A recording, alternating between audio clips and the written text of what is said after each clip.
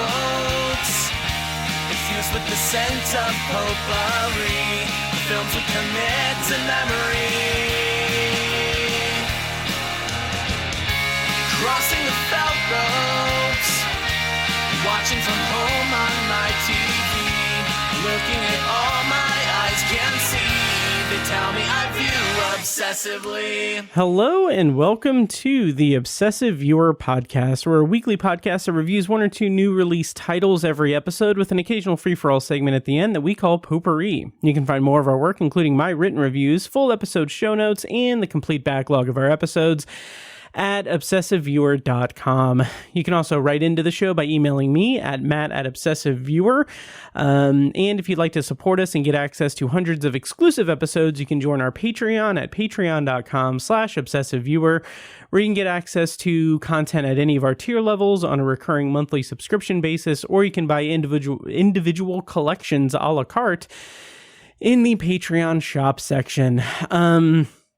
This week on Patreon, I haven't really posted much. I will be posting more soon. I've just been a little bit busy with life and everything. I just started a new job a couple of weeks ago, and that's taken up a lot of my mental space. So that's why this episode is coming out on a Saturday. A week after it was supposed to come out, it was scheduled to come out because I've been trying to go weekly every week, and I've done that for 33 weeks, and then I got a new job, and I've been exhausted. So I'm behind, so I'm catching up this weekend to get back on track. So anyway, all that's to say that I don't have any new Patreon content, but I do have part 1 of my 4-part series on You Like It Darker by Stephen King, his new book that came out last month.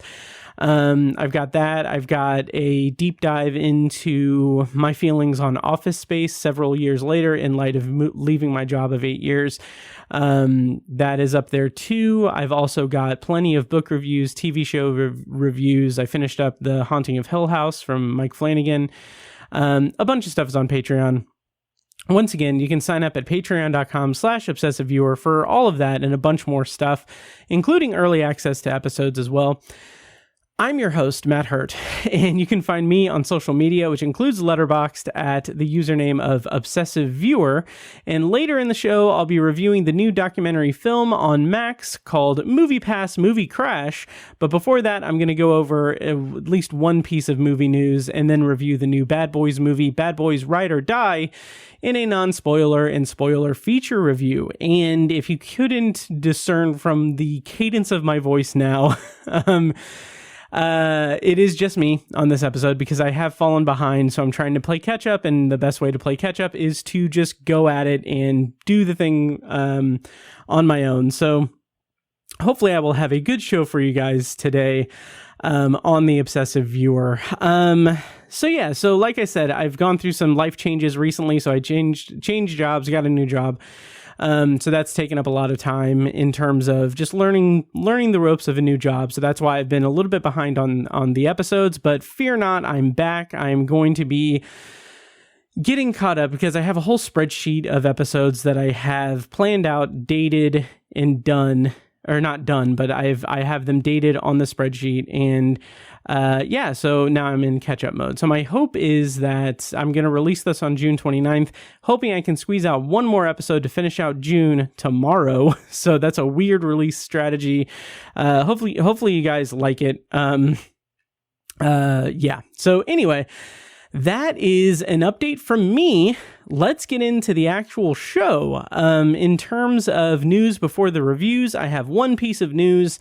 Even though it's been a couple of weeks, I do only have one piece of news. I'll have more in the next episode, I'm sure. But the piece of news that I have is that The Institute is being adapted into a series on MGM+. The Institute, of course, is a novel by Stephen King, which was published in, I want to say it was like 2018 or 2019.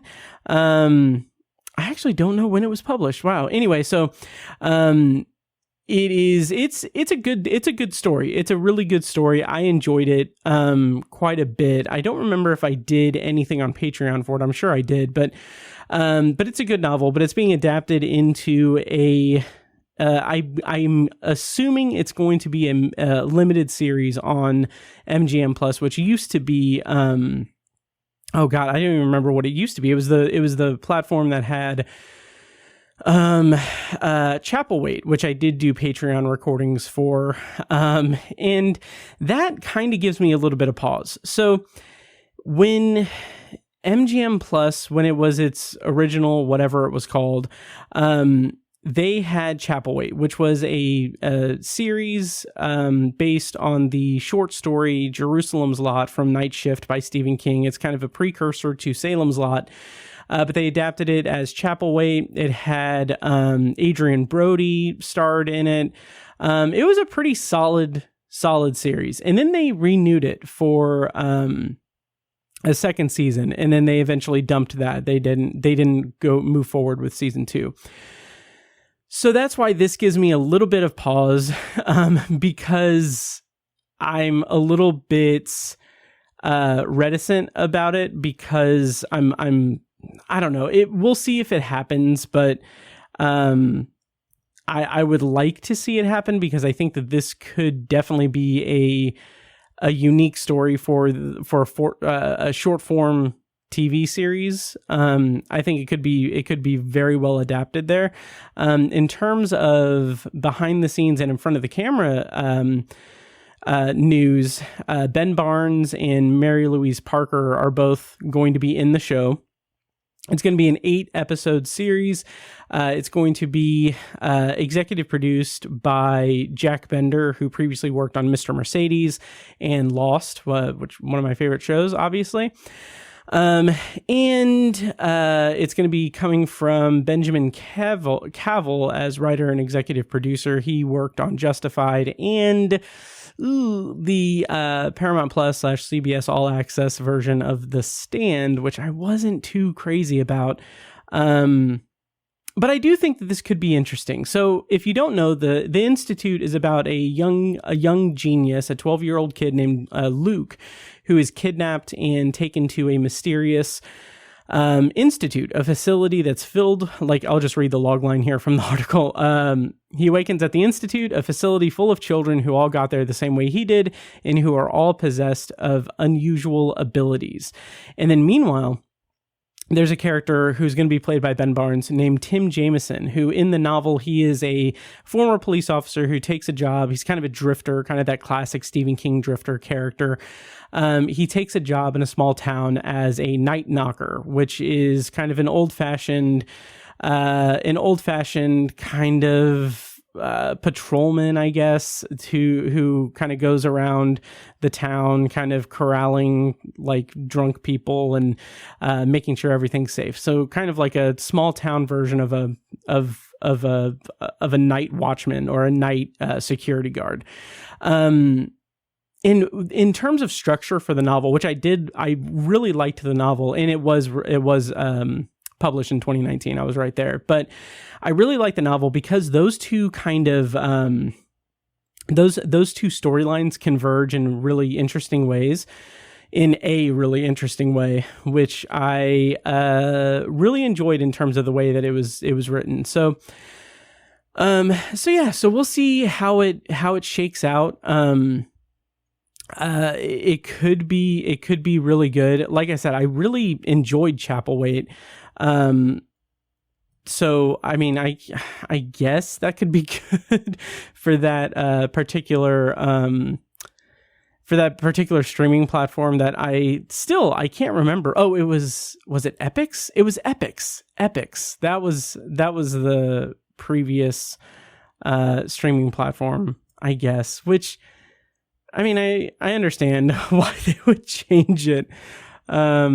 But that's so interesting too, just in terms of, this is a tangent, but I'm the only one here on this episode, so bear with me. But it's so interesting to me how the landscape of streaming platforms and original streaming content has changed, or how it is ever evolving, in that Chapelwaite was I think 10 episode series on Epix that I reviewed every episode of on on Patreon in like 2021, 2022, on Epix. Like, it was on Epix. That was the name of the streaming platform that I'm not even sure is the name of the streaming platform now as I'm saying it.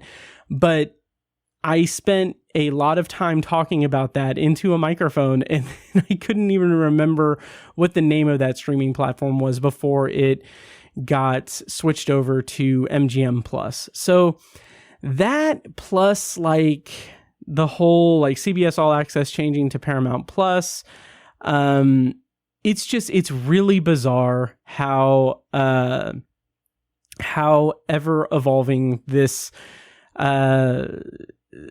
media kind of consumption is these days, because who knows what Paramount Plus will be called in 2 years. Who knows what MGM Plus is going to be. Who knows what streaming platforms are going to be folded to other streaming platforms and vice versa, I guess. It's just really weird. And you also add to the fact that like HBO went from HBO to HBO Go to HBO Max to now Max, and then all of a lot of the HBO original content is now streaming on like Netflix. It's being licensed over to Netflix instead of being housed on Max. It's so weird. It's hard to keep up with. So anyway, The Institute will apparently happen at some point. I don't know when it's supposed to be, I don't know when it's being eyed for release, but I am excited because it is a unique story. It is one of those stories that King is so good at in creating characters that are precarious children with special abilities and having those abilities harnessed and or exploited by powerful individuals above them and how they react to that. There's a lot of really good stuff that can be mined from the book into a short, like, limited series adaptation. So I think it has a lot of potential, and I like Mary Louise Parker. I don't know if I've seen Ben Barnes in much of anything or if I've seen him in anything, but I think there's a lot of potential there. So we'll see what happens on MGM Plus whenever The Institute is adapted. And that's really all of the news that I have before the reviews this evening. So yeah, let's go into the main featured review of the episode, and that is for Bad Boys Ride or Die. Of course, I'm going to do a non-spoiler and spoiler review, which will be denoted by a clip from the trailer, and there are timestamps in the show notes, which can be found at obsessiveviewer.com/OV433. So let me go ahead and go into my review, but of course, first I'm going to have to talk about the Bad Boys franchise as a whole. So I'm going to talk about the three movies in this franchise that preceded Ride or Die. So these are going to be non-spoiler sort of thoughts on these previous installments. So starting in 1995, Michael Bay made Bad Boys, and then in 2003 he followed it up with Bad Boys 2. And then Bad Boys for Life was in 2020, and it was directed by, I think, the same people who directed Ride or Die, Adil El Arbi and Bilal Falah. So this franchise is a surprising franchise in that it is now 4 entries. And like, I would be okay with this being done forever. Like, they're fine movies. The first Bad Boys in 1995, I kind of discovered when I was like 10. So like a year after it came out, it was on HBO, and we had HBO at the time. And this is back in the days where, you watched TV on a scheduled schedule. So Bad Boys was one of those movies that popped up on HBO like all the time. And it's one that I would catch like at different intervals of the movie. And I would see it from beginning to end numerous times. I really liked it at the time because it was a fun action movie, and also the kind of cleverness, there's a certain level of cleverness to it in that it's about these two partners in Miami who have to kind of they're forced into this scenario where they have to kind of assume each other's identity in order to placate a witness to a homicide and a big drug murder. That's really fun. That is incredibly fun because you've got Will Smith playing the kind of like ladies' man, Mike Lowry, and then you've got Martin Lawrence playing the family man of Marcus Burnett, and they have to switch personas in order to keep the witness, played by Téa Leoni, satisfied and keep her kind of, safe, basically, while as they take her into kind of protective custody.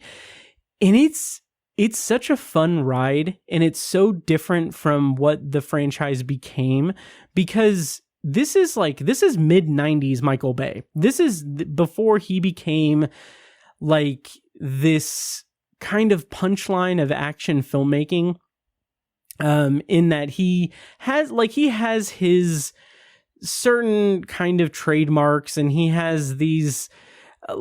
I will admit, like, by the time Bad Boys 2 came around, I was such a snob about Michael Bay that I don't think I even really watched Bad Boys 2 because it felt like it was such a far cry from the aesthetic of the first Bad Boys, and it seemed like it was way too much focused on Michael Bay's whole shtick and over the top stuff, which I'll get to Bad Boys 2 here in a moment. But when rewatching, because I rewatched all these movies before watching Ride or Die, and rewatching the first Bad Boys was just such an incredible hit of nostalgia that I was just floored by it, because this is a movie that, again, I had seen maybe dozens of times on HBO as a kid. So I know this movie. It's one of those situations where I know the movie backwards and forwards, but I didn't have access to those memories until I was watching it. So as I'm watching it, I'm uncovering this fandom of this movie that I had from when I was a 10-year-old kid. And it's a blast. It's so much fun. And the chemistry between Will Smith and Martin Lawrence is fantastic. The level of stylized action with the way that they are forced into this precarious situation of having to lie to a witness about their identities and having to kind of take up these different personas is a lot of fun. It's a very fun movie. On this rewatch, I ended up rating it 4 stars. I love Bad Boys. The first Bad Boys is fantastic. So then we come to Bad Boys 2, which is, again, I hinted at this. Bad Boys 2 is a movie that I ended up marking it as a first viewing on Letterboxd, because I don't know if I ever actually watched it from beginning to end in 2003, 2004. Because again, at the time, I was a big time Michael Bay snob, film bro dude. And watching it this time, watching it without having any of the baggage of Michael Bay or any of the bias against Michael Bay, because I've kind of I kind of just put that aside a long time ago. It helps that Ambulance was a lot of fun a couple of years ago. But I went into it with kind of an objective view, and I went into Bad Boys 2 with an optimistic and open mind. And I ended up really liking it. I rated it 3.5 stars, so not as good as the first one. But I found that there's not a lot of nostalgia or anything there, because this is technically my first time seeing the movie. But just going back to seeing these characters interact with one another is a lot of fun. Again, that chemistry is there. That chemistry is ridiculously good. But the movie did feel a little bit bloated, but that bloated aspect to it is offset by the unbelievably ridiculous action and the ridiculous nature of how over the top this action is in this installment. Like Bad Boys 2 is like a quintessential Michael Bay movie in that it's big, it's loud, it's bombastic, and like the level to which this movie goes for it in terms of the action. Like there is a chase sequence that involves like the desecration of corpses throughout the chase sequence. Like they're taking coffins out of the car to provide obstacles for the quote unquote bad boys, Marcus and Mike. And it's hilarious. It shouldn't work as well as it does, but it is ridiculous. It's hilarious.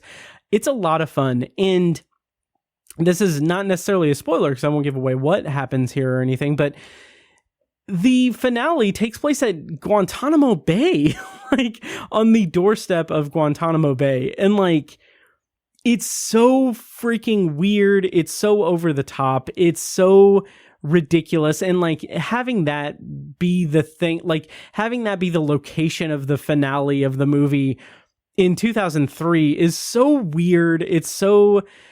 It's like such a weird statement in a way. Like this movie begins with Will Smith and Martin Lawrence infiltrating a KKK rally, KKK like cross burning ceremony in the woods, and it ends with them right outside of Guantanamo Bay, going up against the big bad of the movie. What is this movie? And along the way, they're desecrating corpses. They're using corpses to transport drugs. There's corpses in the street. Dan Marino pops up. Like, what the hell? Like, this movie is like the apex of Michael Bay at his Michael Bayness, Bayest. And like it's a lot of fun. It is absolutely a fun kind of, I don't want to say guilty pleasure movie because A, I've only seen it the one time all the way through, and B, I think guilty pleasure is a little bit of an overstated term, but for lack of a better term, it is a fun guilty pleasure action movie that feels like it's trying to say something or be current about current events of the time, but also it's a Michael Bay movie, so it's not really saying much of anything. It's really fun. It's just really fun and ridiculous. It also has the iconic like Michael Bay sweeping camera movement that circles around the two of them. That is something that's in, I think, all of these movies. But this one has the iconic line from Marcus Burnett, "Shit just got real." So that is a feather in the cap of Bad Boys 2. So those are my thoughts on the two installments of Bad Boys from director Michael Bay. Now we've come to the third part, the one that came out in 2020, Bad Boys for Life, which was obviously, since it came out in 2020, like it was released in like February 2020, so it was right at the outset of COVID. It was very much a victim of COVID. This was like one of the last movies that was released in theaters right before the pandemic shut down all theaters. So I think technically at one point it was like the highest grossing movie of 2020, but that has the biggest asterisk in movie history, modern movie history attached to it, I think. But it's also a movie that was not directed by Michael Bay. It brought back both Will Smith and Martin Lawrence. It was 17 years after the last installment of Bad Boys, and it had new directors. The directors, of course, were the aforementioned team of Adil El Arbi and Bilal Fallah. They brought back the Bad Boys franchise with a movie that has, like, I'm not upset that I didn't see this movie in 2020. I'm not upset that I waited until the next installment to see it, but I did enjoy the movie overall. There is a certain lack of finesse to the proceedings in terms of action that I think only Michael Bay can really replicate or can really convey in this franchise. So there is something missing here, but it's pretty solid overall. There is a noticeable absence of some of the kind of balls out action from the second movie. But that's replaced with a little bit more character drama present in the movie. So like the main villain of Bad Boys for Life is someone with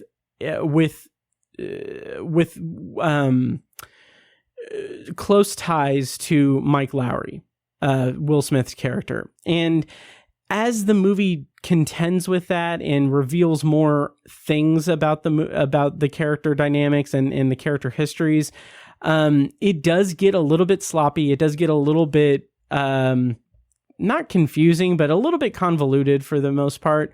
But it's also not too distracting, and the action is pretty decent. It's pretty admirable. It kind of takes on this a little bit of Lethal Weapon vibe with like Martin Lawrence, his character Marcus Burnett, wanting to retire or putting in his papers to retire, and it kind of has a little bit of that I'm too old for this shit sort of vibe to it from Lethal Weapon.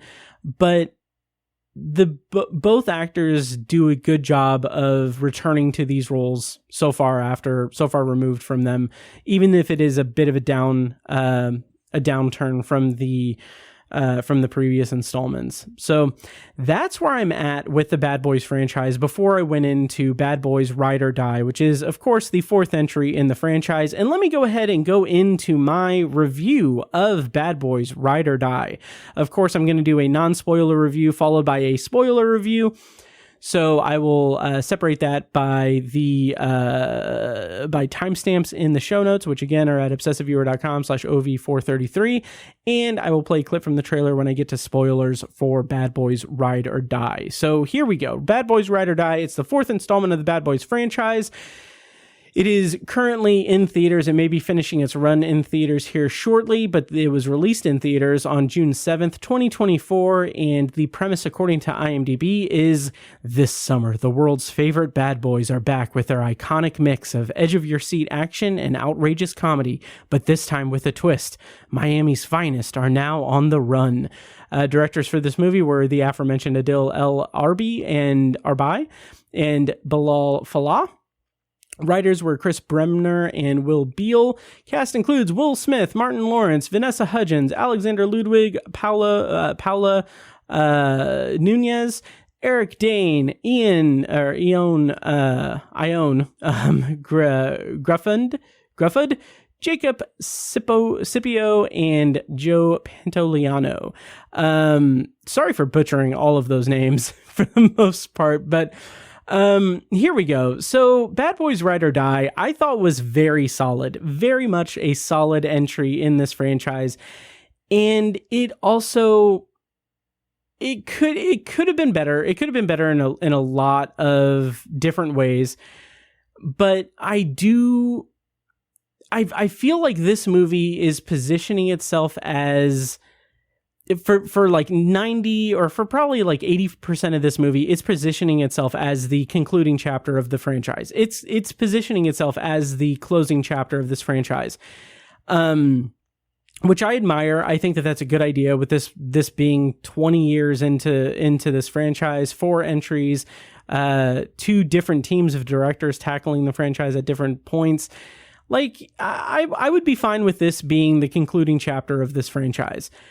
But I feel like that 80% is kind of an attempt to tie everything together, to tie things together that come from Bad Boys for Life and going back to like Bad Boys 2 and the first Bad Boys, like tying things together in terms of character dynamics, in terms of uncovering secrets about the police and secrets about the puppet strings that are at play and everything.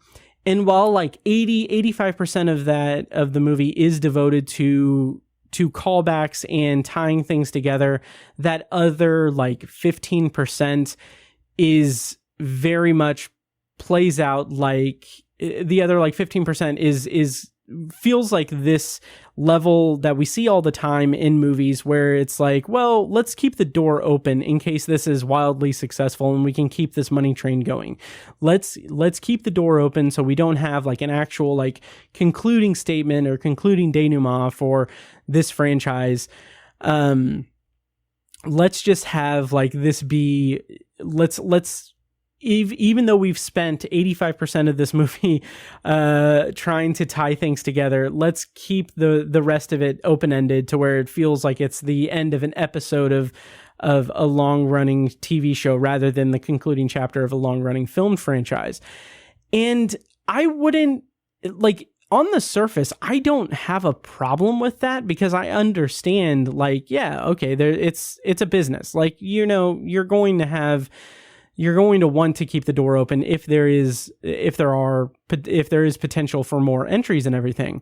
But the problem, all that's to say, like I said in my Letterboxd review, is that I didn't need a franchise concluding denouement, but, and I put this in my review, I just wanted more than a half-hearted voiceover newscast, which I'll probably talk about in spoilers, even if I have any spoilers or anything, because it's been a while since I've seen this movie. But anyway, it just felt very absent-minded. It felt very much like this afterthought of a conclusion to this movie that has just tied together so many different like errant strings in the franchise. Like, there are characters that pop up that were in the original movie and intermittently throughout the franchise that have like very pivotal like runs in the movie.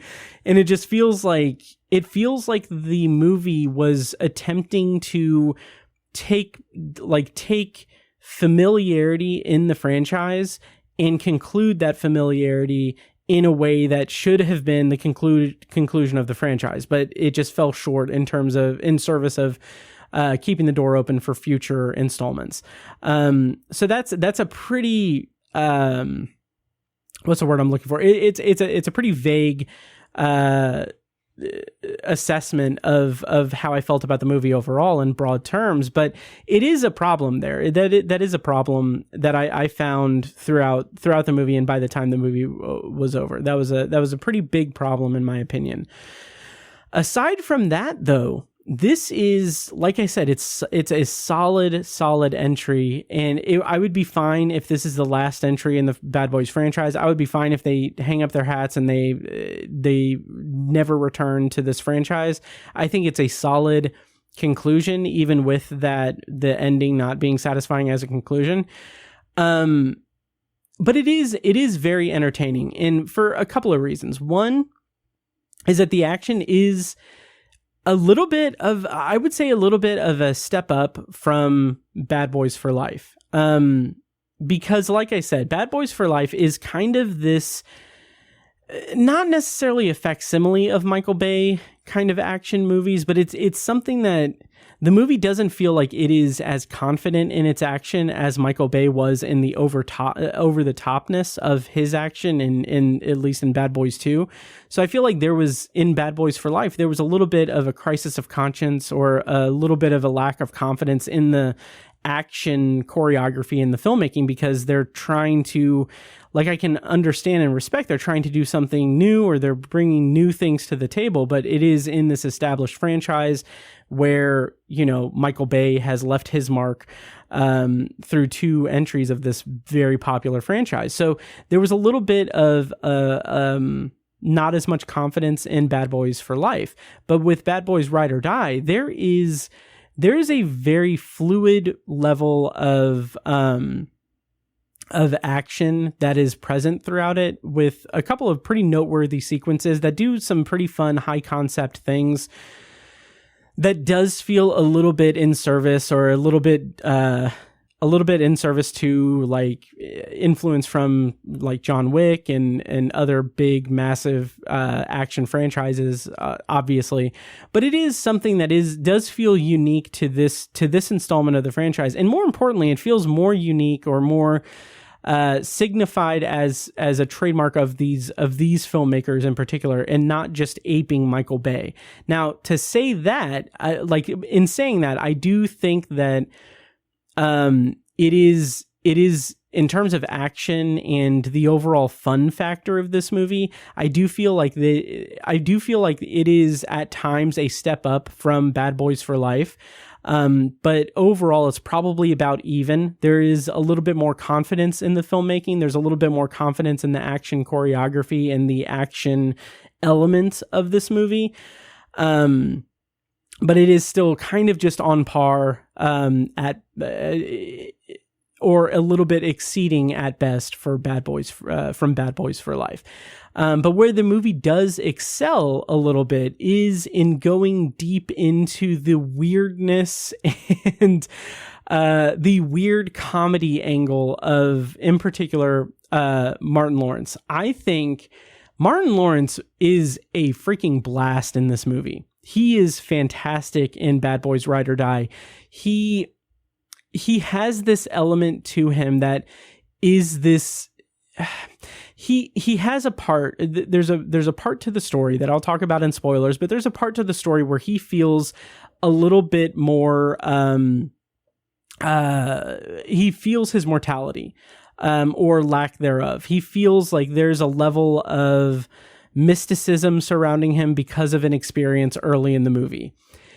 And because of that, he is so like over the top, goofy, and very like of a metaphysical or metaphorical or thought-provoking veil to his to the character of Marcus, to his attitude toward all of the altercations that they face and situations that are presented to them. I also forgot to mention that Rhea Seehorn is in this movie. I felt like I probably should have included her in the cast list, but anyway, there is this level of weird metaphysical humor and deep emotional humor to Marcus as a character that is kind of exemplified by this weird existential experience that he has that runs throughout the entire movie. And that's fun because it is obviously playing counter to the very serious and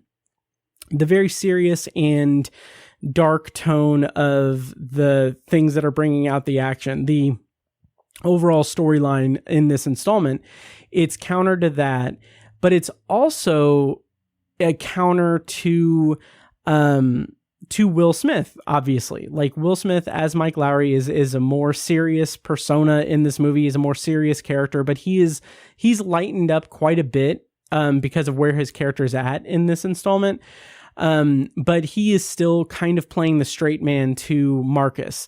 And I think that, again, that chemistry between these two actors is fantastic. And the way that this franchise is able to kind of explore their differences and explore the different perspectives that they have on the situations they find them in each installment is a lot of fun. Like, it is something that is pretty unique to each movie.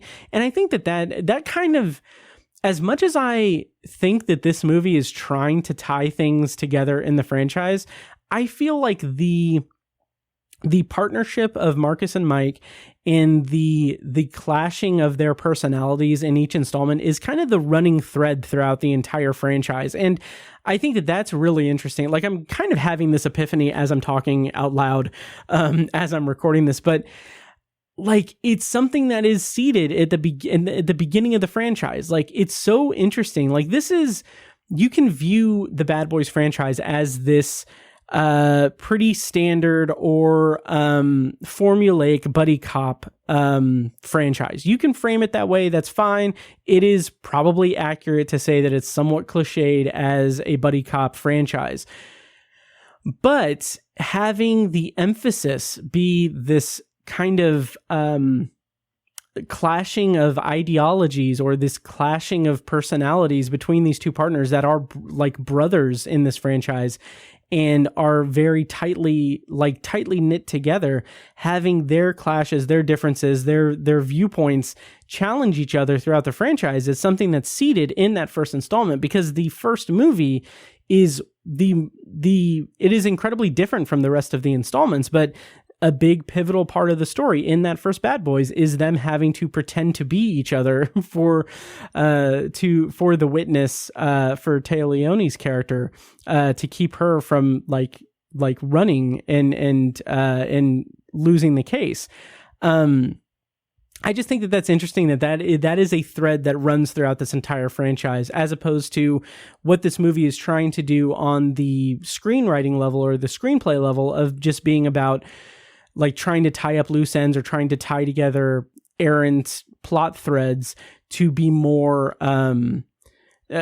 cohesive or more interconnected, when really the kind of prevailing thread of the entire franchise is the partnership of Mike Lowrey and Marcus Burnett. So I don't know, that's a very rambling, roundabout way of saying that the partnership of these two characters and their chemistry is really good in this, as it is throughout the entire franchise. And it's elevated quite a bit, or it's escalated quite a bit because of Marcus having this existential crisis or this existential experience throughout this movie, where it makes him not only a liability to the proceedings of the drama, but it also makes him wildly unpredictable and a lot of fun.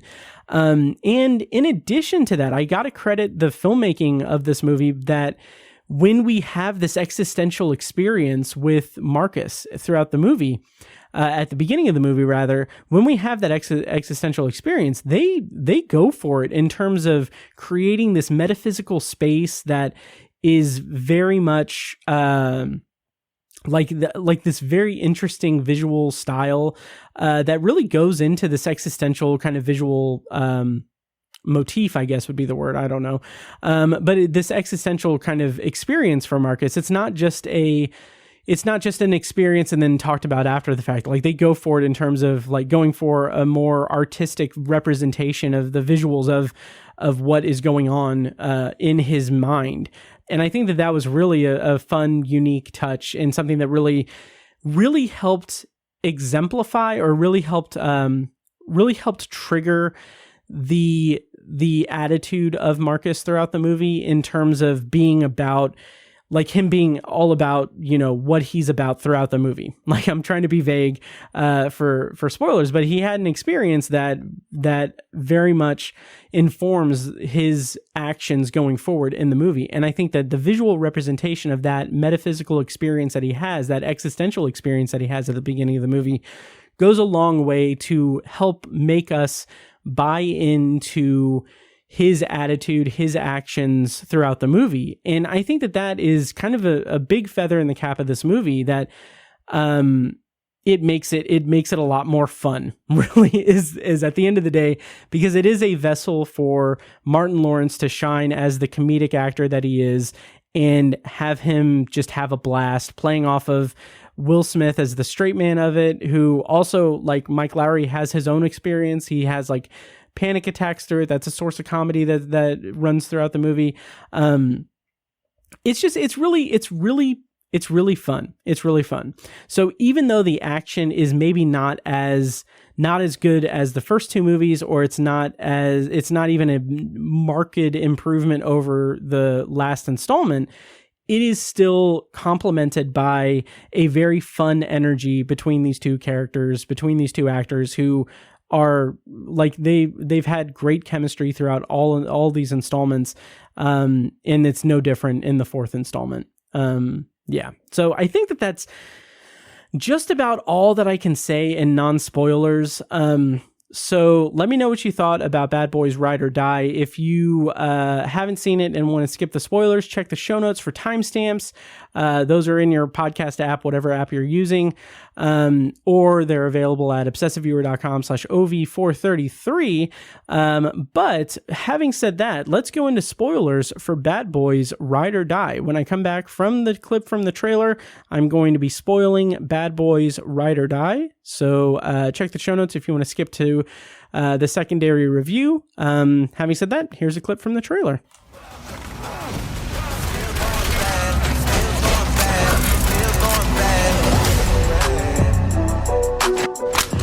Are y'all stealing our clothes? Just because we black, we stealing your shit? What? Look at your shirt. Why don't you sing us a little Reba song? Reba. Sing your favorite.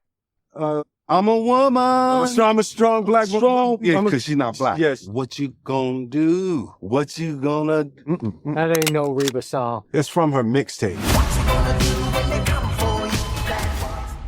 All right, so spoilers on for Bad Boys Ride or Die. I don't know if I have a lot to really say in spoilers for this movie.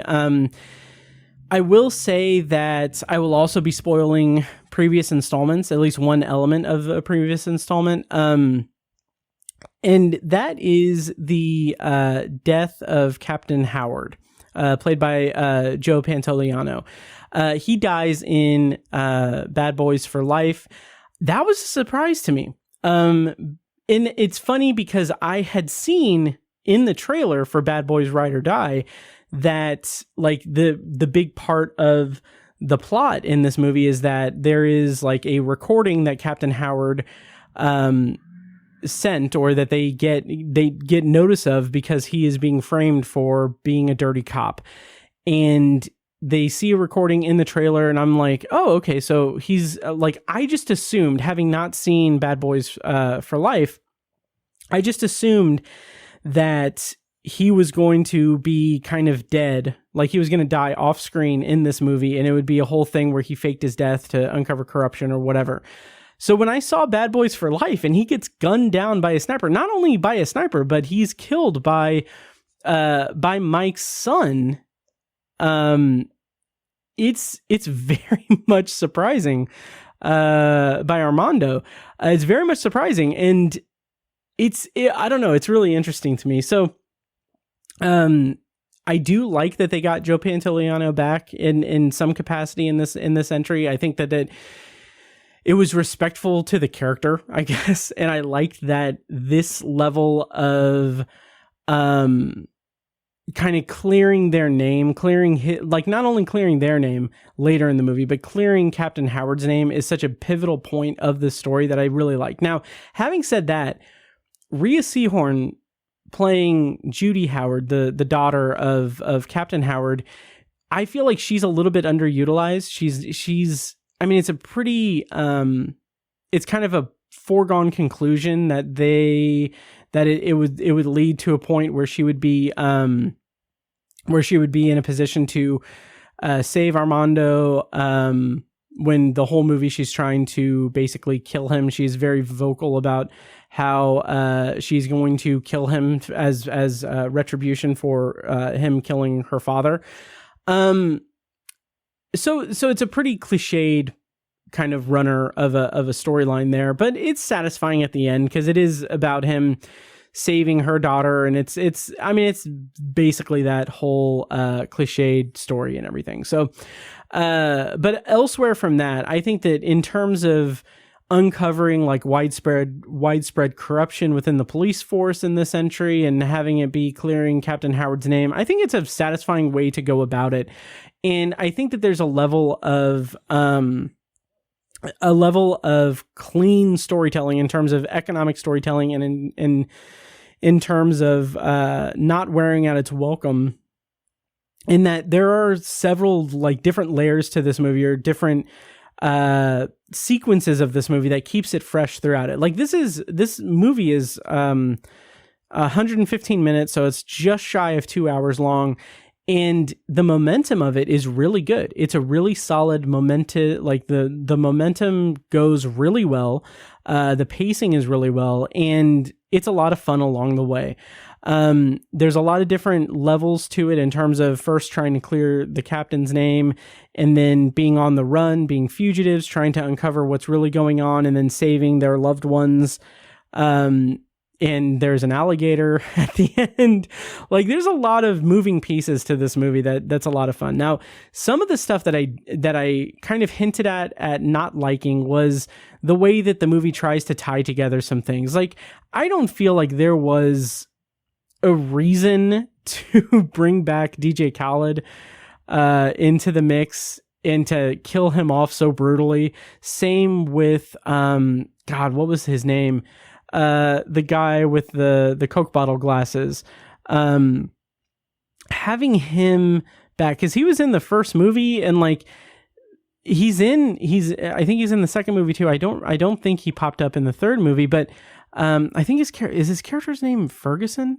It's something like that. But anyway, it's a little weird to have him pop back up and be like, he's on the straight and narrow, he's doing this whole art exhibit thing, and then have him get killed off just feels like a little bit much, I guess.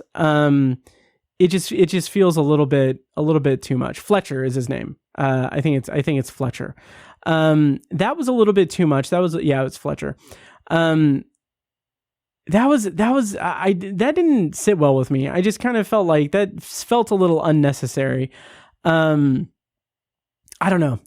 But that, and then also Marcus having, like I hinted at in the non-spoilers, him having the heart attack, him having the medical emergency, the near-death experience, that's all well and good. That's really fun, or that leads to really fun existential comedy. That's really strong. But there's a level of just overdoing it when it comes to him being very much obsessed with snacks. Like when it gets to the point where they're at that art exhibit and Fletcher gets killed and they're in the shootout, and he's taking the like gumballs or whatever they are, and it's using him to fuel up or whatever. That's a little over the top. That's a little dumb even for this franchise. So I felt like that was overstaying its welcome just a little bit. But aside from that, aside from those points, and also, like I said, DJ Khaled, like that's another level of it too, is that we have Mike and Marcus on the run with Armando, and they have that fractured relationship with father and son.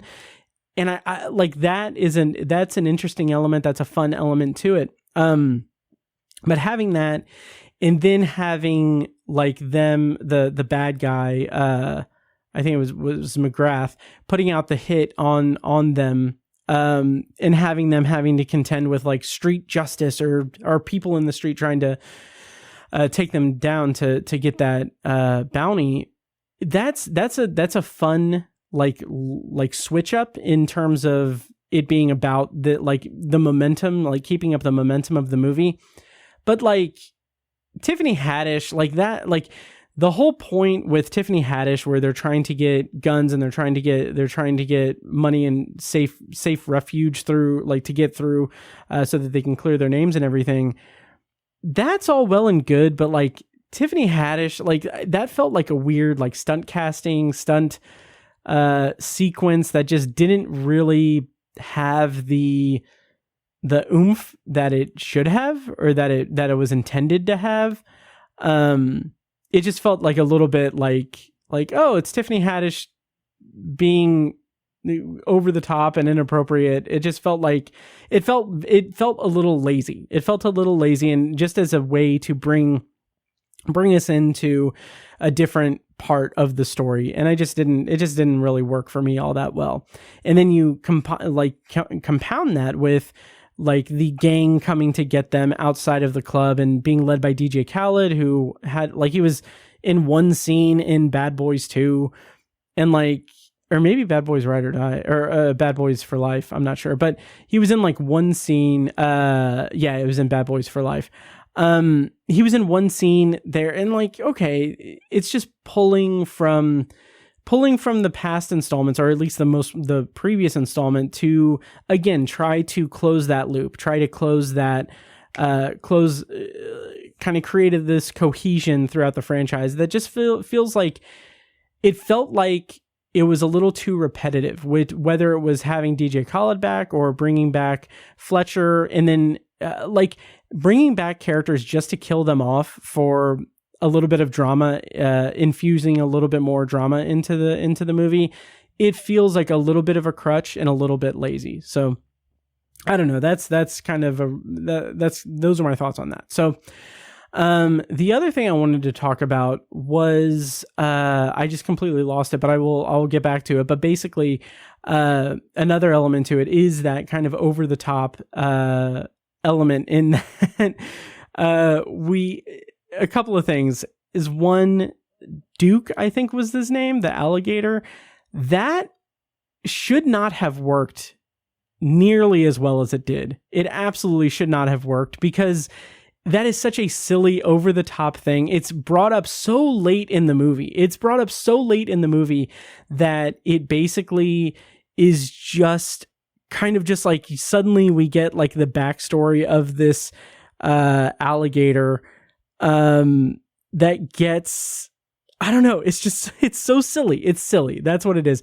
But it shouldn't work as well as it does, but it does work, and it works like gangbusters. It's a lot of fun because Marcus is in the kind of crosshairs of the alligator, and then Lockwood, who from the moment he's in the movie, from the moment he's introduced in the movie, it's like, okay, he's going to be the big bad. He's going to be the corrupt politician that's orchestrating all of these things, and that's going to be what's going on. Like it's very clearly like established. But having him meet his demise by the alligator is so weirdly satisfying and entertaining. So, yeah. Oh, that was the other thing. So the other big thing is there's the big action sequence involving Reggie, played by Dennis McDonald.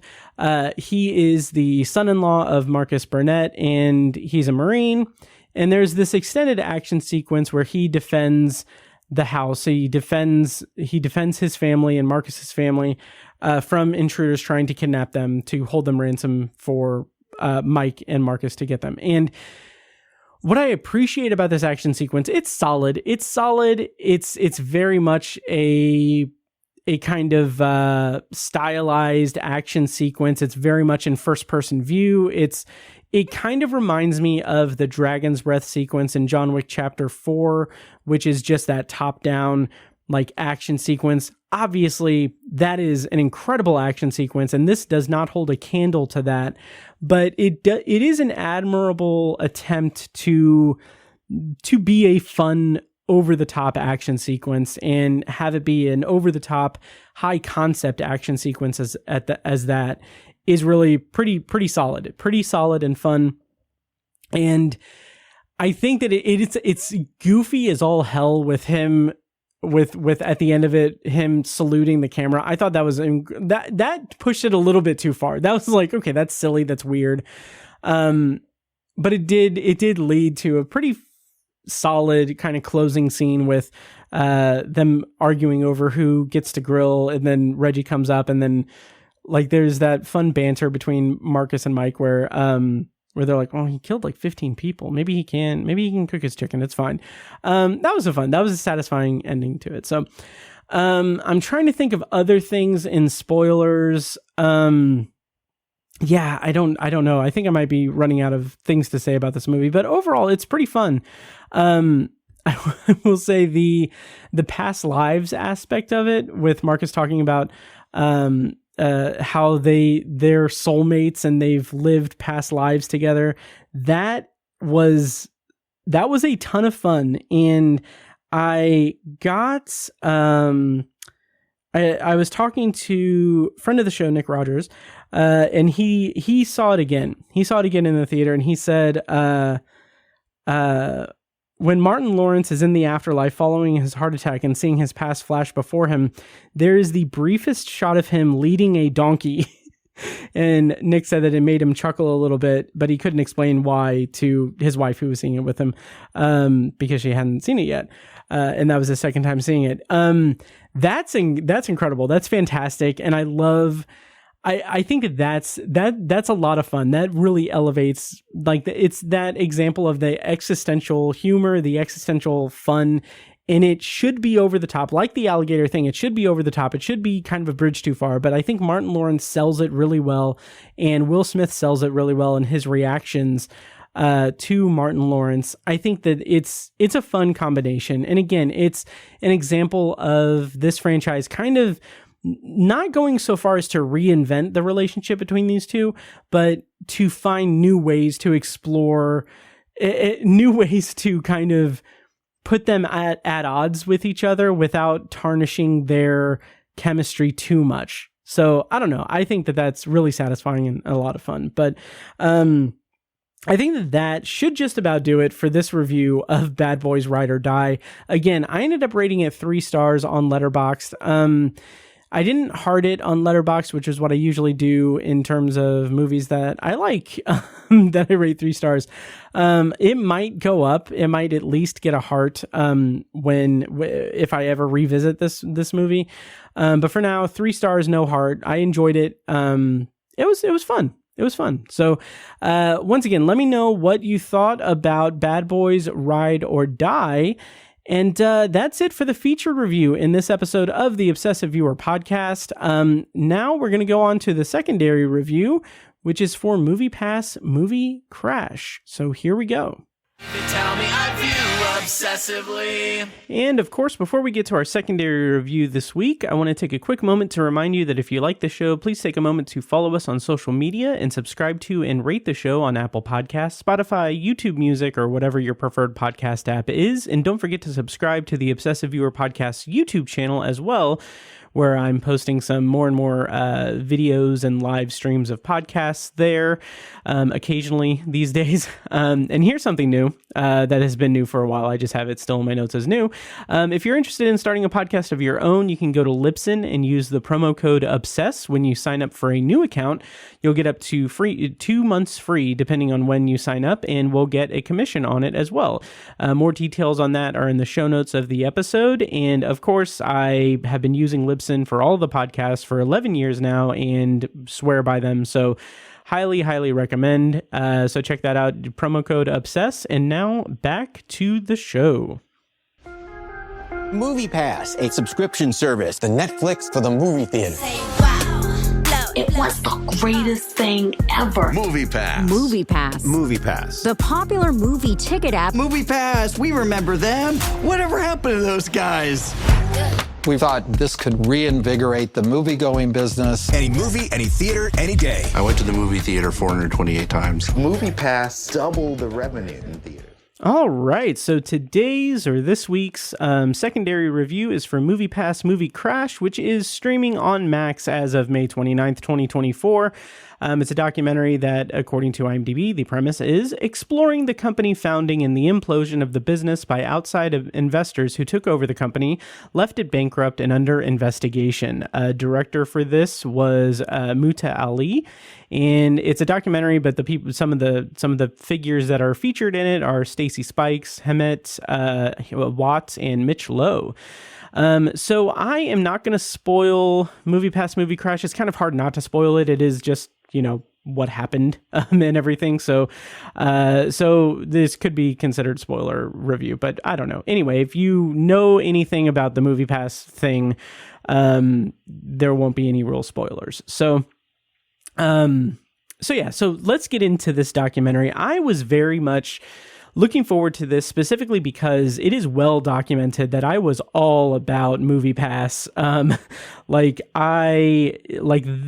That MoviePass, when it was at its peak, changed the game. It changed everything. I am on record on several episodes of the podcast talking about how great it was. I'm trying to find if I have my spreadsheets anywhere. I probably should have gotten those together before this. I just laughed because I'm looking through my I don't think I have it here or anything, but anyway, I was looking through my folders on my computer and basically I have somewhere, or I had a spreadsheet of all of the movies that I watched using MoviePass. So in, I think 2015, I basically had, when MoviePass came out at their $10 per month, level, I bought a year subscription to it, and that ended up costing $400. And I bought the entire year, and I saw tons and tons of movies. And I had a spreadsheet with all of the amounts, or like the price, the ticket amounts and everything. And then it was ridiculous. I think I ended up saving $200. So anyway, it definitely paid for itself. So I'm going to actually try to find that and then come back. Okay, so I couldn't find the spreadsheet, but I did look up on Letterboxd that I saw 71 movies with MoviePass from December 2015 through April 2017. 71 movies. So it was big. But anyway, I'm getting way too sidetracked with that. So it was a big part of movie going for a lot of us in this like kind of space where we spend our free time watching movies. So it was huge. It was a game changer, and I was very excited to see this documentary because in the moment during that entire ordeal in the zeitgeist with MoviePass, there was the constant conversation that this was not a sustainable business model. It was not a sustainable business, and it was going to crash and burn. And that's exactly what it did, because it was an unsustainable model. It was basically, they were buying the tickets. MoviePass was purchasing the tickets, and it was operating at a loss. And the entire idea was for them to get tons and tons of members so that it could offset the cost of the tickets. But that never happened. Even though they got tons and tons of members. So this documentary, the way that it is centered around this whole situation is that it's presented as somewhat of a comedy. It's kind of this self-effacing kind of like, oh, can you believe how reckless and mismanaged this entire enterprise was? But really what it gets down to, and something that I found really interesting about it, is that it showcases the true story of it being this company that was started by two African-American entrepreneurs. Stacy Spikes was the founder and CEO of MoviePass, and his partner, his business partner, Hemet Watt, they co-founded it, and they eventually got kind of erased from the story. And what I really appreciated about this documentary was that it goes into how it got started, how it began, and why they were cut out of it. Basically, what it was that they were two black CEOs of a company.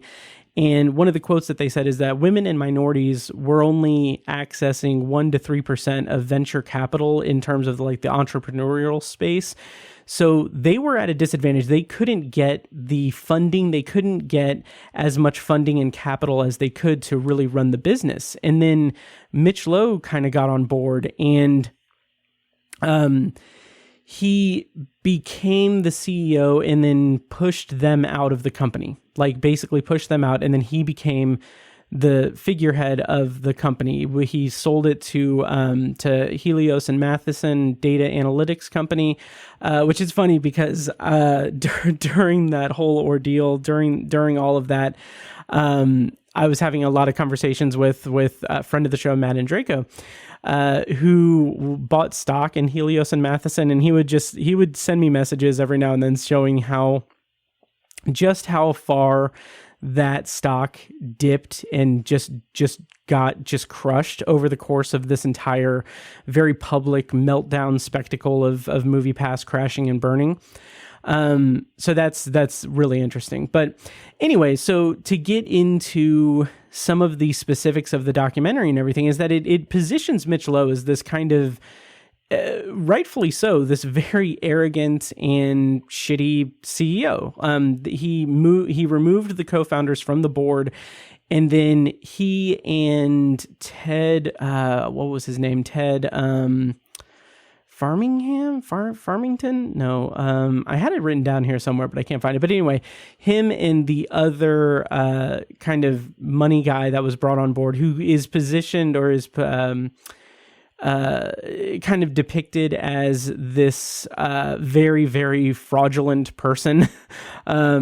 Yeah, I don't think I had his last name written down anywhere. But anyway, it's Ted something, Ted Farnsworth or something, I think. I think it's Farnsworth. Anyway, so basically, the documentary it's a little bit of a mixed bag, and I think that once I get more into this review, I'm going to maybe change my opinion a little bit, because I ended up rating this 4 stars because as much as it is as much as it was a spectacle when MoviePass crashed and burned, it's entertaining to see it depicted in a documentary. I do have some issues with the documentary, and I think that there are moments in this documentary or things about this documentary that could be improved or could have been improved. But for the most part, I enjoyed it quite a bit.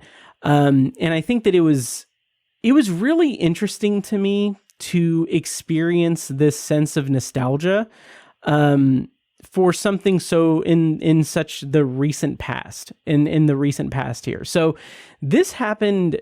I mean, everything is kind of weird after 2020 anyway. So like, it feels like this happened like 4 years ago when really it happened like 8 years ago or 6 years ago or six to 8 years ago. But it's so weird to see this kind of feel this sense of nostalgia as it goes on. So anyway, to get back to the actual mechanics of the documentary, it does a good job of presenting what was so attractive about the MoviePass plan. And from a business perspective, they said that like having it at $9.95 per month, which is a ridiculous deal. Like it was $9.95 per month for 3 movies a week. Or was it 3 movies a month? No, it was 3 movies a week. Or no, 1 movie per day. It was unlimited movies. Jesus Christ. It was 1 movie per day, for $9.95 per month. And MoviePass was buying the tickets themselves. So they were operating at a loss, like I said before. And part of the documentary shows how they tried to partner with some of the theater chains. Interestingly enough, they tried to partner with AMC, but then the CEO left, and then Adam Aaron came on board and kind of nixed that entire thing. And that's one of the issues that I have with the documentary. I'll get back to kind of the business side of it here in a bit. But what I really didn't like about it is that the documentary is clearly a marketing documentary. It is a documentary to basically bring MoviePass back to the cultural consciousness, to bring it to the forefront, because within the past year, MoviePass was resurrected from one of the co-founders who founded it. They restarted MoviePass, and now it's been operating for the last year under this new regime, this new system, and everything. So this documentary is less about the, I don't want to say investigative journalism of it, but it is more about just getting people back into the mindset of MoviePass, rather than telling every facet of the true story of it. And for the most part, that's absolutely okay, because to go back to the business side of things, it's a very entertaining documentary, because when they talk about the $9.95 per month price point, they talk about how that the mechanics of that, like the logic of that, was that it's such an attractive price point that they don't need to spend money on marketing, because that is what's going to get people signing up. And they misjudged how many would sign up. So they had like 100,000 subscribers within 48 hours, and then another 75,000 a day later, when they only had 50,000 debit cards that they could send out. So there's a lot of like topsy-turvy stuff there, and it's very entertaining to see that. And then when we get to the Mitch Lowe part of it, it gets to a point where it's positioned more as kind of a social networky sort of Sean Parker party animal sort of dynamic with it. Like Mitch Lowe brought everyone, like brought MoviePass to like Coachella and all of these different things. It was a very party atmosphere, just burning through money, and that's pretty entertaining in a kind of Fire Festival sort of way. But it also just kind of, I don't know, it made me want more from the business side of it. It made me want a little bit more with Stacey Spikes and Hamet Watt, because after they're removed from the company, they're still in the documentary, but there's a little bit like there's less emphasis on them, which is, you know, it's expected because that's the way the story goes. But it was a little bit jarring, I guess. I mean, it's I don't know. It's kind of it's paced well enough, but I kind of wanted more of the business side of it than the kind of Schadenfreude party atmosphere, burning through money sort of part of the documentary. I will say that it was entertaining, and I don't know how this paints me. Like, this maybe makes me look like a dick, but basically there's a part where I just suddenly started laughing uncontrollably. Because they started talking about how much they were losing. The documentary was talking about how much they were losing. So they did like calculations, like that the average ticket price was $11.50, and the per month subscription fee for MoviePass was $10 per month. But people were seeing 4 or 5 movies per month, which means that MoviePass was losing almost $50 per user, and they had 1 million members at that time. So per month they were losing like $50 million. And I just started laughing at that because it is such a ridiculous, bonkers, over the top, crazy thing, a crazy kind of disrupting of the movie industry. And it's really entertaining to see play out.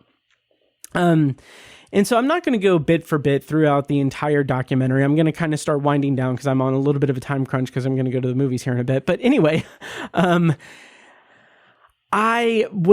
so here's the thing. Two things about the documentary. When it was going through that whole like social network party atmosphere sort of part of it, I just found myself really, really wanting to see like a David Fincher, Aaron Sorkin style social network movie about this. And I think that's a credit to the story itself, like the actual subject matter, because as I said, I think last year when BlackBerry came out, we've been kind of inundated with that type of story. We've been inundated with that type of fictionalized account, fictionalized story, narrative feature about like business, like underdogs and business, bad business practices and everything. But I think maybe it's a combination of me being pretty close to this in terms of just what my interest level is and my experience with MoviePass itself,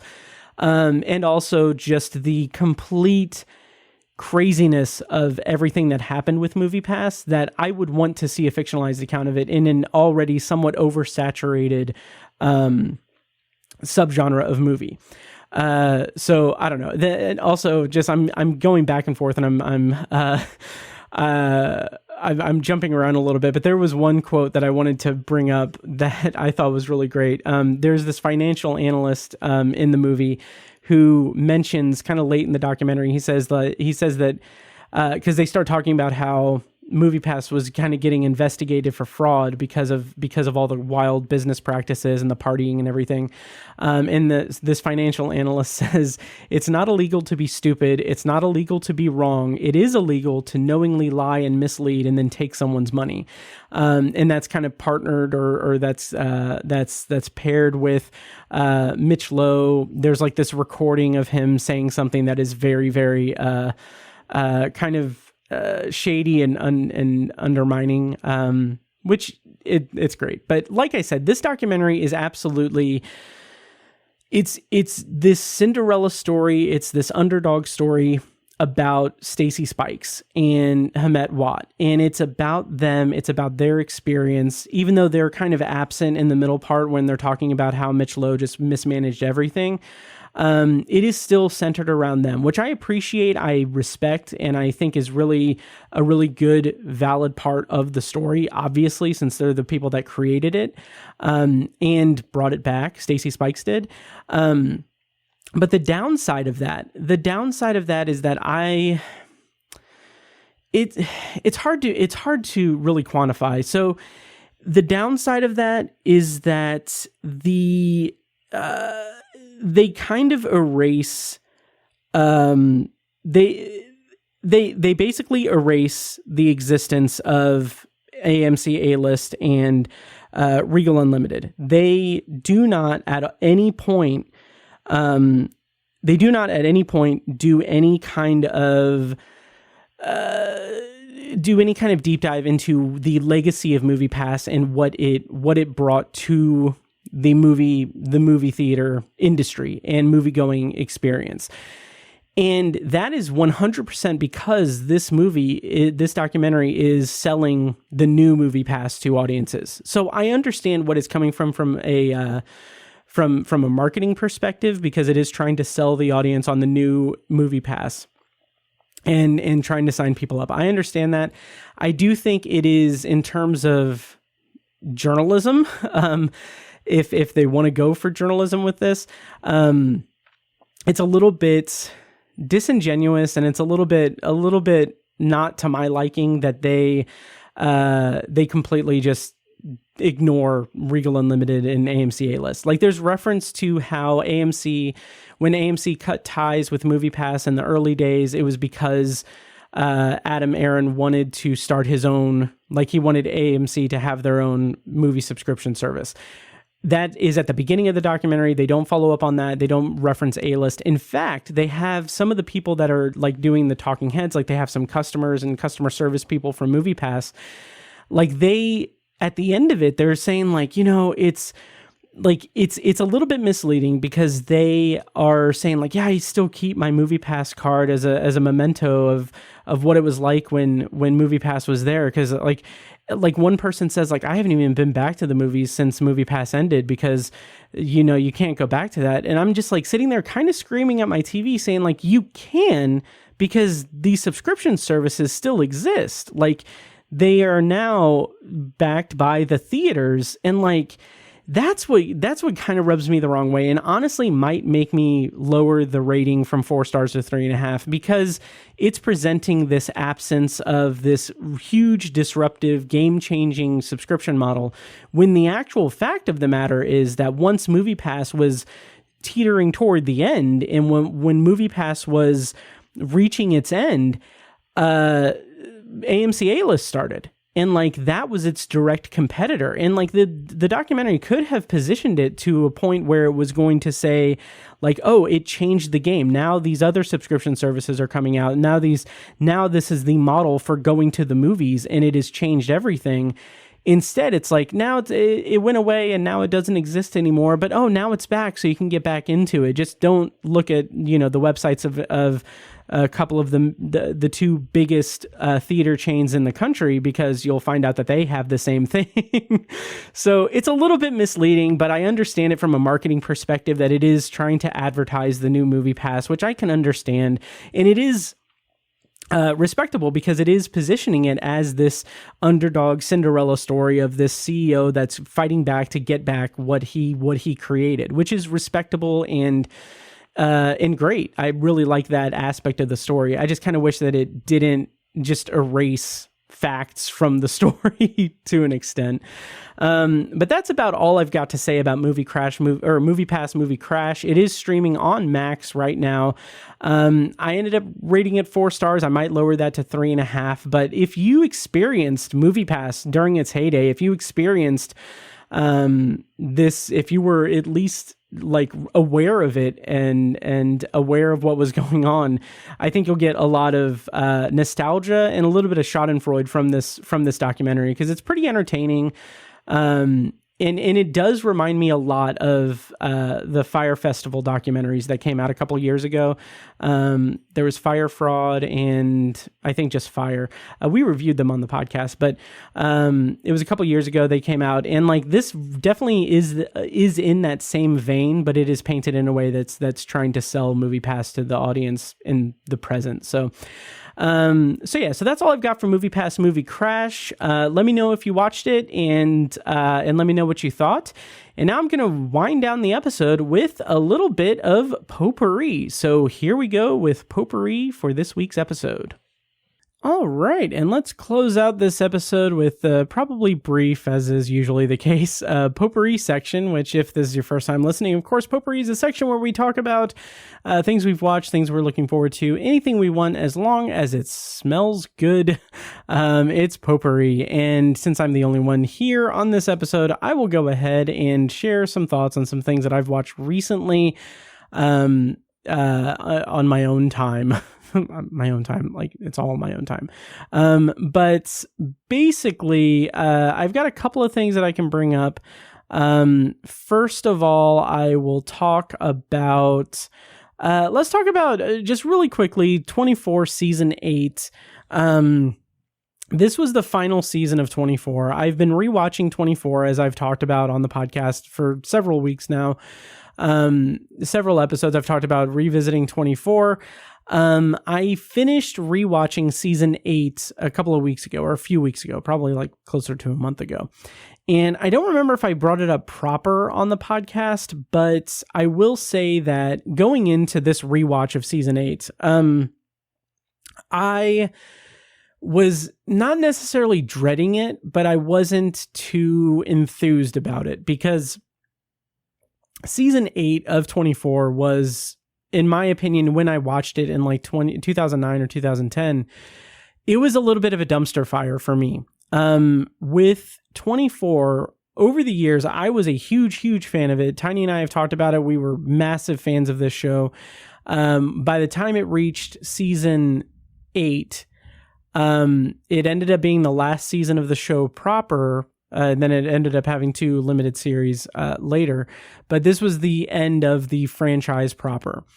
And by that time, I had been so dissuaded by it, so disinterested in it, because it felt like it wasn't the 24 that I sort of grew up loving.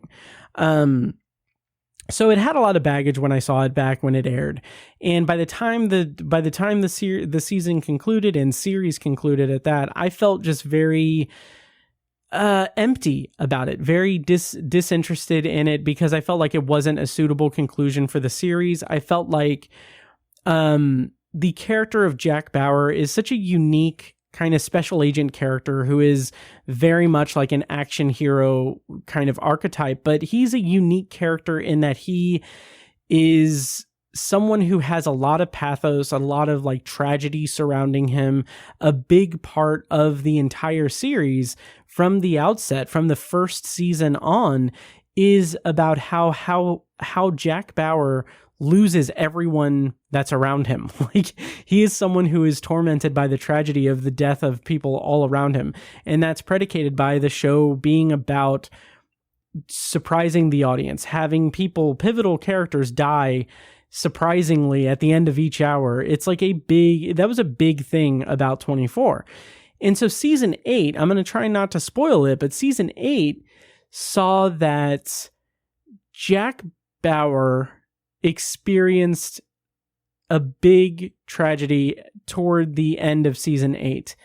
And that catapulted the latter part of the season to be this massive revenge thing with Jack Bauer. And when I saw it the first time, back in 2010, 2009, whenever, I felt like that was very disingenuous to the character. I felt like that was a weird play for the character, because it was like a furious, like, revenge, just like death, like he was murdering people. I felt like that was not in keeping with the Jack Bauer character that I had loved through several seasons of this show. And seeing it now, like rewatching season 8 and being this far removed from it and watching everything in quick succession, watching each season, rewatching each season over the course of a few months or a couple of months, it's settled a little bit better with me this time around, to the point where I almost like it. I almost respect what they went for with that. And the reason for that is, this is going to go deep into 24 lore and 24 everything. So I apologize. But basically, what I find so interesting about 24 is throughout the first 4 seasons, or at least the first 3 seasons, there is the way that David Palmer, as a presidential candidate and then president and then former president in the show's like run, he is painted as he and Jack are like friends throughout the show. Like he is this towering voice of reason, and he is someone who is very unwavering in his ideals, his morals, his morality. Even as the character gets into some less than less than morally desirable situations, but he reacts to it. He's a morally grounded character. And then at the end of season 4 and into season 5, we get introduced to Charles Logan, who is the antithesis of David Palmer, as he is this sniveling president who does very, very like dirty, disgraceful things. He is an evil villain character. He's kind of the big bad of the whole series, essentially. He is a nemesis of Jack Bauer for things that he does in season 5. And it's great. It is such a great switch up from having a presidential character in David Palmer being an ally, being someone who is able to work with Jack Bauer, to having a president character who is an adversary of Jack Bauer.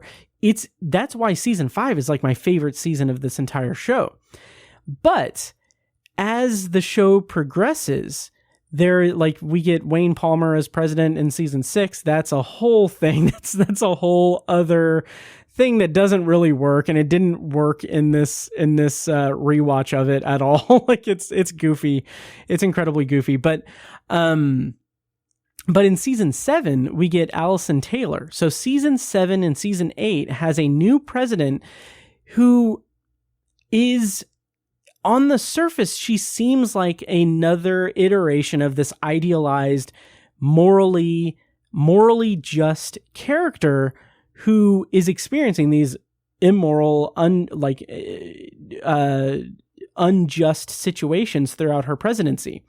So seasons 7 and 8, she's the president, and she is like, there's this working relationship as like ally, or like being able to work together between Jack Bauer and Allison Taylor.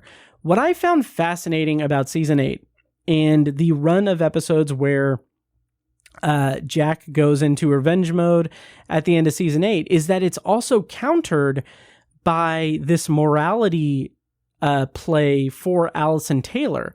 And what I found so interesting, and I'm diving way too deep into 24 lore and 24, like, I don't know if this is what was intended, but spoilers for season 8 of 24, but basically the presidential storyline includes like a lot of stuff with Allison Taylor doing this peace treaty with the Middle East. There's this tragic thing that happens, which devastated me because I forgot about it, that kind of brings about the end run of the episodes. But what I find fascinating is that when this peace treaty is on, is very much in turmoil, they reach out, like Allison Taylor and her administration reach out to Charles Logan for guidance. Like he has a relationship with the Russians. There's a whole Russian thing there.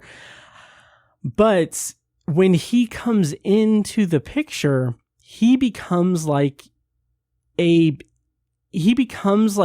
poison for Allison Taylor and her administration. And she starts like getting into like feeling the effects of that poison. She wavers in her position, and like her, what was previous to that a steadfast depiction of justice. Like at the end of season 7, spoilers for season 7, she ends up sending her daughter to prison for murder, because she can't reconcile she can't justify covering something like that up. And then now in season 8, she is in a position where she finds herself wavering. Her morality is wavering because of Charles Logan's influence. And then that's also countered by Jack Bauer. His wavering, like he has his own wavering morality and sense of justice, that he starts taking things into his own hands and goes on a murder spree. And the combination of those two storylines running concurrently kind of just spoke to me in this rewatch of it. And I thought it's a ballsy way to get to the end of the series. I don't know at what point they knew that it was going to be the end of the series, but I get the sense that they wrote it that way when they found out that it was going to be the end of the series. So I found that to be pretty fascinating. And the other thing about that I found really enjoyable, like that I didn't necessarily, I don't know if I really picked up on it all those years ago when I saw it the first time, is that throughout that run of time, there is a couple, or maybe a few instances where some of the things that Jack Bauer does, like killing an unarmed witness, like murdering them after he gets their information that he needs, or doing something that is kind of the antithesis to what Jack Bauer has been about for 8 seasons. There's some interesting mirrors to things that he did in previous episodes. Like the big kind of turning point is him murdering a witness who is unarmed. In the way that this character is positioned, the way that he kills them is very, very, very, like it's completely, totally patterned by a very pivotal, like huge moment in season 3 where he kills someone that's unarmed. That is in Revenge. It's just really, it's really the way that it echoes throughout the series is really interesting. So, all that's to say, I still don't like the way that the series ended. And next time on the podcast, I'm going to talk about 24 Live Another Day, which I watched for the first time. So I'll talk about that in Potpourri next time. But for now, season 8 of 24 was a little bit better than I remembered. And I can at least see what they were going for, and kind of gain a little bit of a new appreciation for it all these years later. So that's that. And then the final thing I'll bring up for Potpourri is to bring it back to Martin Lawrence. I rewatched Blue Streak from like 99, I think.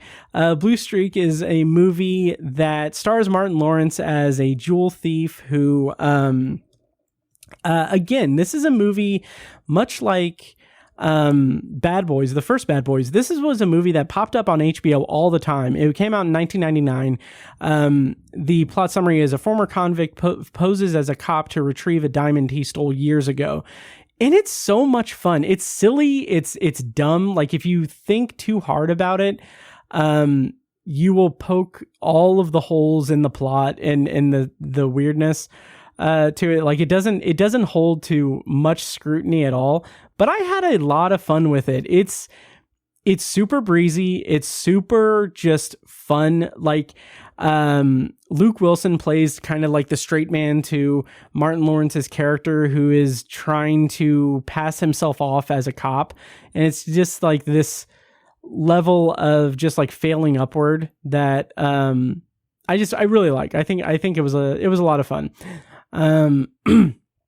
And there's at least a couple of people that pop up in this movie that were in Bad Boys as well. So anyway, that's Blue Streak. I watched it on Vudu, but it is available to stream on Netflix. I meant to also watch National Security, which was another Martin Lawrence movie that is also, I think, streaming on Netflix. But it's him and Steve Zahn as security guards who do something. It's it was from 2003. Earl Montgomery, a bombastic police academy reject, and Hank Rafferty, a disgraced mild-mannered cop, can't seem to escape each other. They met on opposite sides of the law during a routine traffic stop that escalated out of control. Now, as lowly security guards, they're thrown together to bust a smuggling operation. It is also streaming on Netflix. Maybe I'll try to watch it and then talk about it in Potpourri for the next episode, but I haven't seen it, but it seems like it's very much in line with like Blue Streak, so maybe I'll check it out. So anyway, I really liked Blue Streak. I really enjoyed my revisit of season 8 of 24, and that's it for this week's episode of The Obsessive Viewer. It is starting to storm here in Indianapolis, so hopefully people are safe, I guess. I don't know if you're listening to it in real time. Who knows? I don't know. I'm butchering this ending. So as always, thank you guys so much for listening, and I apologize for the delay in getting this episode out. I will have another episode out soon so I can catch back up,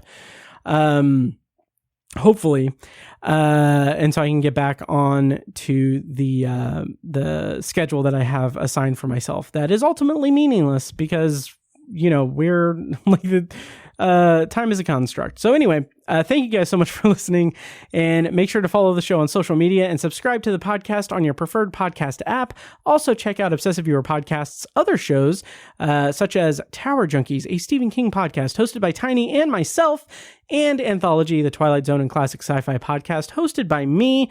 Next time on The Obsessive Viewer, my plan is to review Inside Out 2 in the feature review, and I think the secondary review will be for Am I OK, which is available to stream on Max. I'm hoping that I can get that episode up soon rather than later, so stay tuned for that. In the meantime, thank you guys so much for listening, and I'll see you in the next episode. And now, enjoy this short clip from a recent Patreon-exclusive episode. For the full episode and more Patreon-exclusive content, sign up at patreon.com/obsessiveviewer.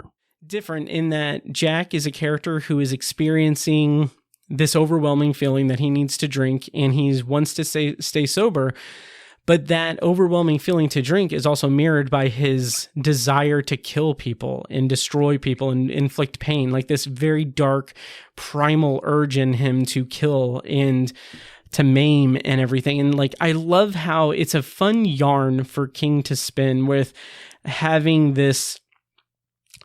him lay the groundwork of like, yeah, when I was a kid, I got into a fight. And thank you for listening to the Obsessive Viewer podcast. This episode was produced and edited by me, Matt Hurt. If you have feedback, thoughts on our episodes, or just want to connect, you can email me at matt@obsessiveviewer.com. For more information on this show, including a full archive of our episodes and show notes, visit obsessiveviewer.com. And if you enjoyed the show, please give us a follow on social media and subscribe to us on your podcast app of choice so you never miss an episode. Also, consider rating and reviewing the show on Apple Podcasts, Spotify, and Audible to help increase our visibility and grow our community. If you want to support the show and get early access to new episodes, as well as a steady stream of exclusive episodes, you can join our Patreon at patreon.com/obsessiveviewer. For information on more podcasts presented by obsessiveviewer.com, visit obsessiveviewer.com/podcasts. Our theme song is A Little Mad Sometimes by As Good As It Gets. For more of their music, check them out on Spotify and at asgoodasitgetsmusic.com. Thank you so much for listening, and we'll see you in the next episode. See this episode's show notes for our unique promo code to get up to 2 months of free podcasting service with Libsyn when you sign up for a new account. Get your show on Apple and Spotify, get helpful stats and all the support you need to sound your very best.